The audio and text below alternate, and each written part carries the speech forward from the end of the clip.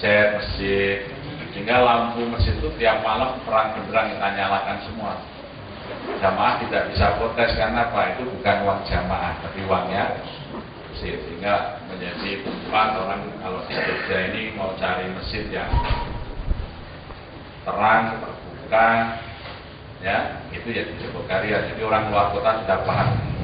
Masjid itu parkir aman karena ada yang roda, bikin keamanan 24 jam, dapur terbuka. Jadi kalau yang datang malam mau masak ada angkringan 24 jam, semuanya terlayani. Sehingga dari situlah, dari kotak khusus untuk para musafir yang singgah itu rata-rata setahun kita dapat 16 juta. Tapi kalau masjidnya gelap, hari sampai mati, itu mungkin tidak ada orang singgah. Apalagi kamar mandinya dikunci, kan gitu. Tidak akan ada pemasukan. Ya. Jadi dengan kita layani itu masukan khusus orang yang mampir aja 16 juta rata-rata per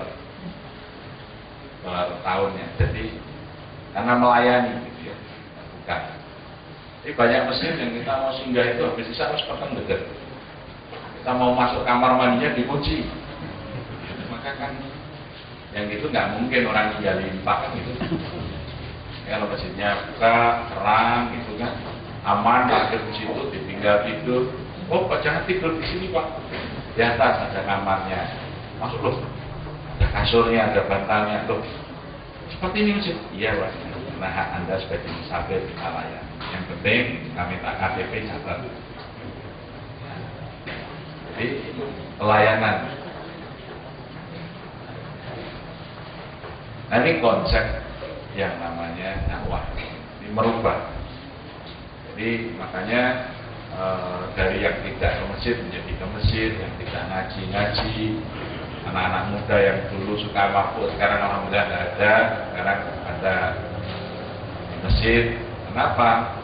Karena mereka mau ngaji. Kita punya prinsip sederhana saja. Cangkem itu yang sekolah, yang suara. Ya, orang Jawa bilang anak muda itu doyan segor, doyan suara. Jadi makanya kalau ngaji di Jogokarian harus ada makan. Nah, mie ayam, soto, bakso, nasi goreng, pokoknya kalau ngaji makan. Sediakan. Orang nongkrong di cakro aja ada yang itu orang undang ngobrol main kartu aja ada yang menyiapkan minuman. Masa ini orang cari ilmu beribadah nggak dihormati? Mestinya malah ditanya mau minum apa? Idealnya begitu, orang ngaji itu dimuliakan. Idealnya itu yang kita praktekkan. Maka anak muda senang masjid kalau ya ngaji ada minum, ada makan. Kalau masih lapar itu dapur buka, silakan ada super Indomie yang kita sediakan kalau cuma mau masaknya. Sehingga tidak pernah sepi masjid dari anak-anak muda 24 jam. Dengan ramainya masjid itu otomatis duit banyak masuk. Sehingga sekarang jadi pengurus masjid itu kita nggak usah mikir cari sumbangan, dari proposal, ngajukan permohonan ke sana ke sini tidak cukup. Jadi banyak juga diduplikasi di beberapa masjid dan bisa berjalan.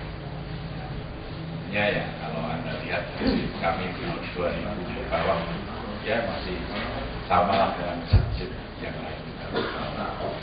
Ini satu gambaran kecil dari pengertian dakwah, dari merubah, membangun sesuatu yang mengarah kepada apa yang dikehendaki Allah, ila sabili rabbika, menggerakkan masyarakat. Jadi bukan sekedar menyampaikan. Maka kalau dulu di Sulawesi itu ada namanya madrasah mubalighin. Madrasahnya para mubalik diajari khutbah, bahasa Arab, kemudian diajari ikut dakwah, ya. Jadi bagaimana khutbah yang baik, ada retorika, itu namanya sekolah mubalik. Jadi kalau setelah dai lebih banyak sebenarnya pada bagaimana pemahaman terhadap suatu masyarakat, konsep arah perubahan, bagaimana merancang perubahan sosial. Sudah ada beberapa disertasi dari luar negeri tentang Masjid Jogokarian itu, ada salah satunya dari Jepang, Universitas Nagoya, itu judulnya kalau diterjemahkan bahasa Indonesia itu Jogokarian dari kampung Abuangan menjadi kampung santri berbasis masjid. Diteliti oleh orang Jepang. Karena Jogokarian itu dulu kampung Abangan. Tahun 66 akhir itu masih ada ketoprak lekra lakonnya mati nih Gusti Allah. Tanggung-tanggung. Dulu sebelum ada masjid itu dibangun oleh Muhammadiyah Karangkajen karena kami ini binaan ya. Itu masyarakat kita ini yang Pulau Buru, Nusa Kambangan, banyak sekali. Yang sekarang aktif jamaah di masjid itu lulusan Pulau Buru banyak. Yang dulu orang-orang komunis itu sekarang jadi ahli masjid semua. Ya. Ini dulu sangat dikenal sebagai kampung apa kan? Dulu langgar ukuran 3x4 aja Ramadan tidak pernah penuh karena yang sholat paling 4 sampai 7 keluarga. Sekarang ini alhamdulillah semuanya yang muslim sudah sholat. Jadi itu proses berubah. Perubahan itu harus ada yang melakukan. Itulah yang namanya dai, namanya ru'at, kelompok yang melakukan perubahan. Ya. Maka saya sangat mendukung sekolah dai, maka kurikulumnya harus diarahkan menjadi dai, bukan namanya sekolah dai dari kurikulum balik gitu. Jadi ini yang perlu dimatangkan. Ya. Jadi kalau kasus tadi seperti Jumatan tidak ada khotib itu masih balik yang disediakan. Artinya banyak kampung mubalik tetapi tidak mencerminkan nuansa kampungnya itu Islami. Karena sang mubalik ini tidak menjadi aktor perubah dan tidak menjadi panutan di lingkungan. Itu yang sering kita prihatin gitu ya, prihatin. Oleh karena itu kemudian karakter dai itu menjadi bagian dari proses. Karena masyarakat akan melihat bagaimana kehidupan keluarga mubalik itu, dai-nya itu, bagaimana anak-anaknya, kan gitu, ya. Ya, kalau kita cerita tentang anak yang soleh, kemudian anak kita ketangkep pakai narkoba, kan susah orang mendengarkan. Ya, jadi itu bagian dari yang akan dilihat oleh masyarakat. Maka yang harus kita lakukan adalah jangan sampai ada keluarga kita terperosok ke jurang neraka. Maka Allah mengingatkan dalam ayat 6 surat At-Tahrim itu qu anfusakum wa ahlikum. Nah, caranya bagaimana? Ya kita selamatkan anak-anak orang lain yang bermasalah. Jadi jangan malah kita sekat. Artinya anak-anak yang nakal, yang harus menjadi bagian dari persoalan kita. Jadi kita harus bergaul dengan mereka, kita ajak untuk berubah. Jangan malah masjid itu menjaga jarak dengan anak-anak yang bermasalah ini. Jadi ini yang harus kita sadari. Orang tidak bisa kita musuhi, tapi dalam dakwah itu orang harus kita rangkul. Nah, fungsikan, kita libatkan. Semakin banyak orang itu terlibat di dalam kehidupan dakwah, maka semakin berhasil. Maka corak dakwah itu harus lengkap, sehingga semua potensi bisa merasa punya peran. Jadi kalau masjid itu kegiatannya hanya sholat 5 waktu, yang berperan cuma muadzin dan imam. Selain itu tidak punya peranan apa-apa. Jadi kalau ada pengajian tambah berperan baliknya, kan gitu. Tapi kalau kemudian kegiatannya itu ada kegiatan ekonomi, ada kegiatan sosial, ada kegiatan olahraga, maka yang senang olahraga akan terlibat. Gitu. Jadi itu saya kira dakwah. Maka dengan adanya dai, masyarakat itu akan tercerahkan. Nah, saya diberi judul nanti DKI sebagai pelita. Ya, pelita itu yang mencerahkan masih belum terang. Gitu. Nampaknya terpengaruh oleh Kristen, kalau Kristen lilin, kalau kita pelita. Ini pendekatannya agak Kristen. Dakwah tadi adalah pelita, kan sama itu lilin. Lilin sama pelita sama-sama kecil. Harusnya Itu kan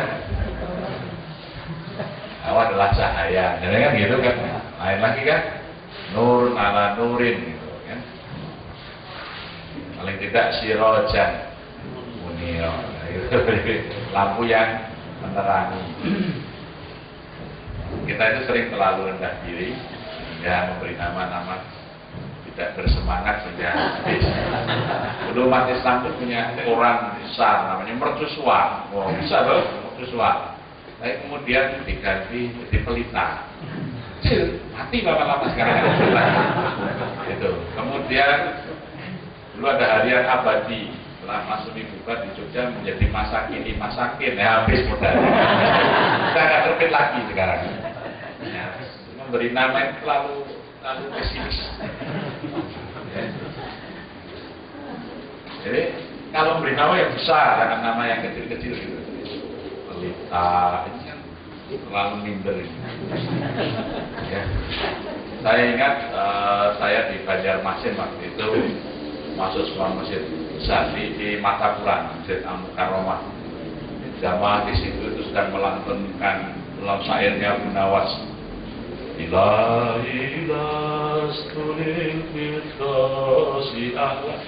Masuk seorang ahli hadis yang berasal dari Sudan, namanya Syekh Ramadan. Dia punya pesantren Istiqomah di dekat bandara Samsudin Nur, landasan kulit. Dia pakai tongkatnya itu, mimbarnya dipukul keras sekali, semuanya berhenti diam. Dia mengatakan, kalian semua ini layak dan pantas masuk surga. Karena kalian mukmin, kalian muttaqin, Allah sudah menyediakan surga untuk kalian. Wasari'u ila maghfiratin min rabbikum. Jangan kalian seperti Abu Nawas yang tidak punya harapan. Saya tidak pantas masuk surga. Ilahilas tulil firdausi ala, itu kan ya, Tuhanku aku tidak layak masuk surga. Tapi aku juga tidak kuat di neraka. Tidak, kalian harus yakin kalian akan jadi penghuni surga. Jangan lakukan itu lagi. Wah, yang motivasi. Jadi kita harus optimis, tidak boleh putus asa. Ya Allah, saya ini tidak masuk surga, nggak pantas. Pantas, kalian pantas masuk surga. Allah yang mengatakan kok. Ya kan?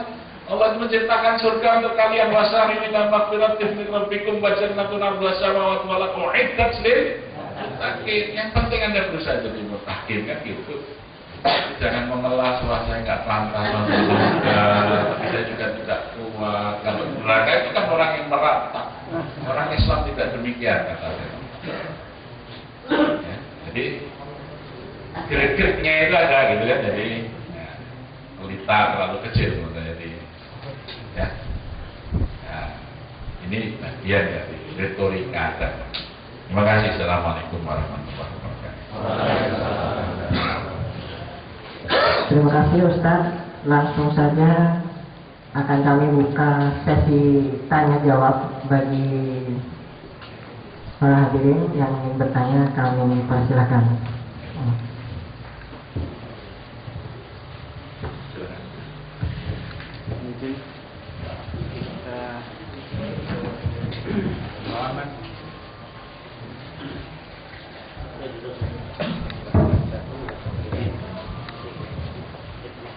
Bismillahirrahmanirrahim. Mohon izin kalau saya sedang hormat. Pertama-tama kami ucapkan jasa Paul Hoyman atas materinya yang menggerakkan dan menggugah, dan harusnya memang mestinya saya yang ada di sini menjadi tergerakkan dan tergugah mendengar pemaparan dari beliau. Hafizahullah. Kemudian yang kedua, kalau melihat paparan tadi bahwa memang dai punya